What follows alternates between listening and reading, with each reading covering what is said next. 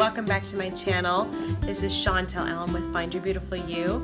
I have a fun, short, as always, video for you guys, and this is actually coming from a lot of requests that I've been getting.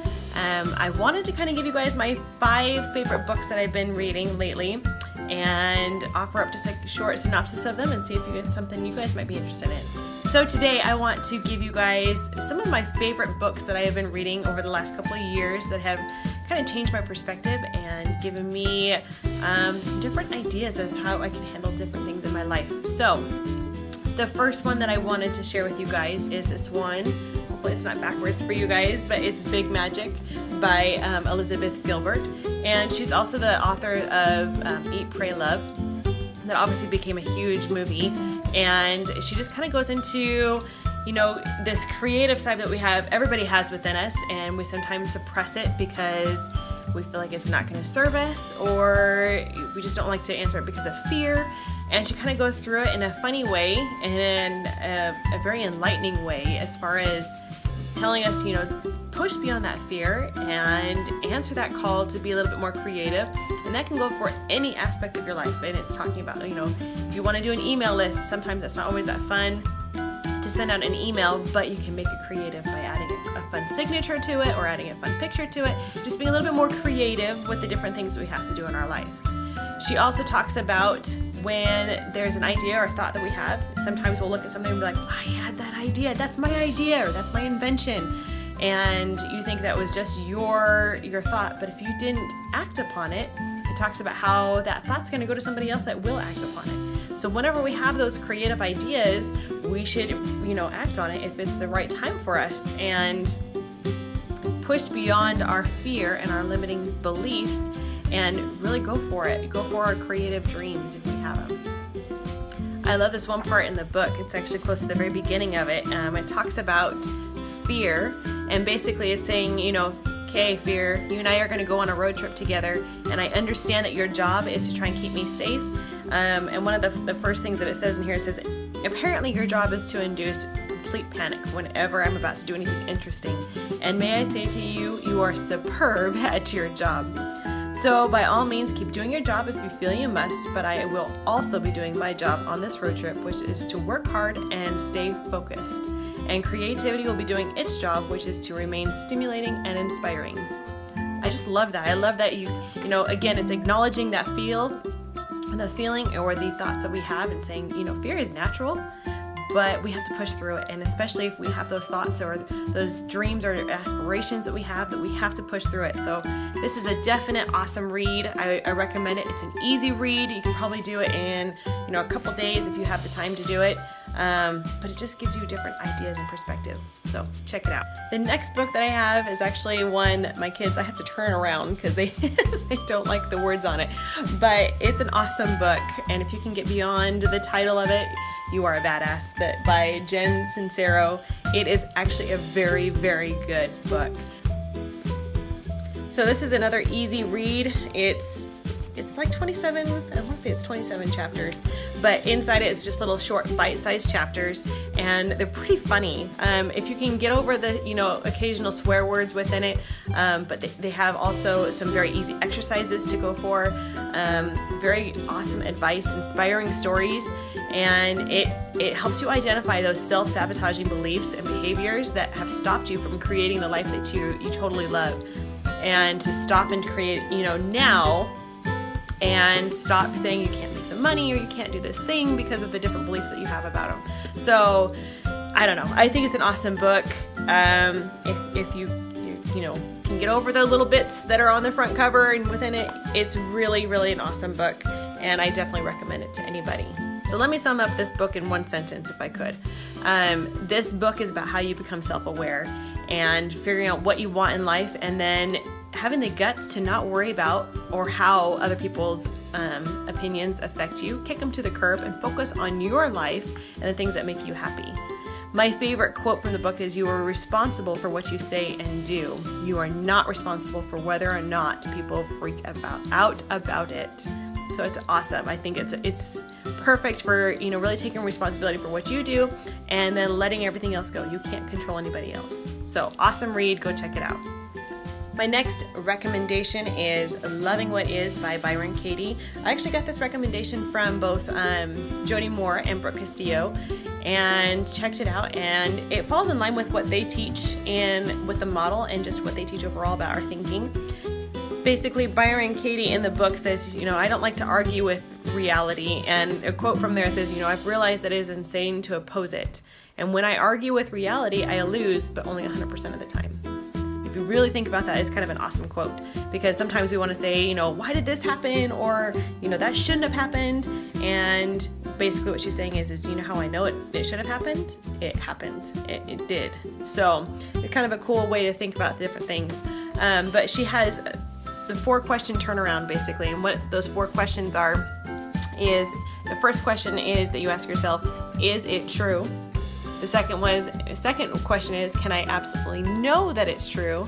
How do I react when I think about it? And who would I be without that thought? And again, those are very much in line with what Jody Moore and Brooke Castillo teach with their model, the CTFAR, but it's just a different way of thinking about it, and I think it's very powerful. So once we think about those things that are giving us a problem, we can use those different questions to really get down to the root of either our concern, our feeling, how we're thinking about it. It's really awesome. And then she also goes into, whose business are you in? And she has the different ones, basically saying you need to mind your own business, but sometimes we think that we are, and we have to really get to realize that, is it my business, your business, or God's business? And if it's anything outside of yourself, it's none of your business. You can apply this work, her work, the 4 questions to anything.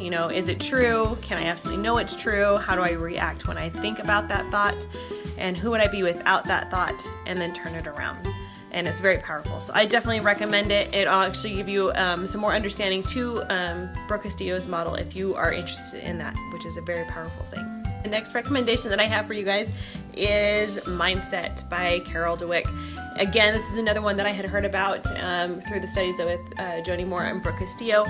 Awesome read. I know some people look at especially the cover and go, oh, it's another self-help book, but it's different. And this is actually one that I had my son read, at least a couple of the excerpts in it. You can see, I have highlighted the crap out of this thing. This is an awesome book. Basically what it comes down to is she talks about 2 different mindsets, fixed mindset and a growth mindset. And the most successful people that you will meet typically have a growth mindset. And the difference between them is basically your belief system. And sometimes the people that are innately gifted academically, they can have a fixed mindset, and as far as that came so easily to them that as soon as they get a bad grade, or they struggle, or they have to try and do homework, they immediately say, I'm not smart enough, I'm dumb, because something came to them so easily. They don't realize that they can still progress and be smarter if they put the work into it. They have this fixed mindset. And growth mindset basically says, okay, I struggled on this thing, or I don't know this as well as I think I want to know it, but I can. And it's just that the whole process of understanding our mind of, not putting the limits or the boundaries on yourself and saying you can progress no matter where you're at. It is truly an awesome book. I've used it a lot with my son, who is truly brilliant, and I'm not saying that as a biased mom, but he is truly as brilliant. And sometimes that's not a good thing if you believe everything should come easy to you. And that's one thing that I've had to learn as a mom, is to not give them these certain phrases as, you are so smart, or, that came so easily to you. Those are actually fixed mindset sentences that we should not be saying to our children, which to me was like a huge aha moment. We have to realize what we say can put those belief systems into our kids and into ourselves that could last forever. I love this book because it goes through so many different aspects. It talks about it right here on the front: parenting, business, school, and relationships. And it truly does. It goes through every single one of those different aspects. And at the end of the chapters, they have your own grow your own mindset exercises, which I think is awesome. So it's a way to, apply it to your own life and to give you some different perspectives on how you can do things differently with how you parent your kids, or if you are in the work environment, how you can encourage your employees. So it's just really, really good. I encourage you to read it. It was one of those that I found surprisingly an easy read and easy to understand, and that's definitely why I showed it to my son, and he was even surprised by some of the ways that she explains it in this book. So go check it out. I promise you, you will not be disappointed.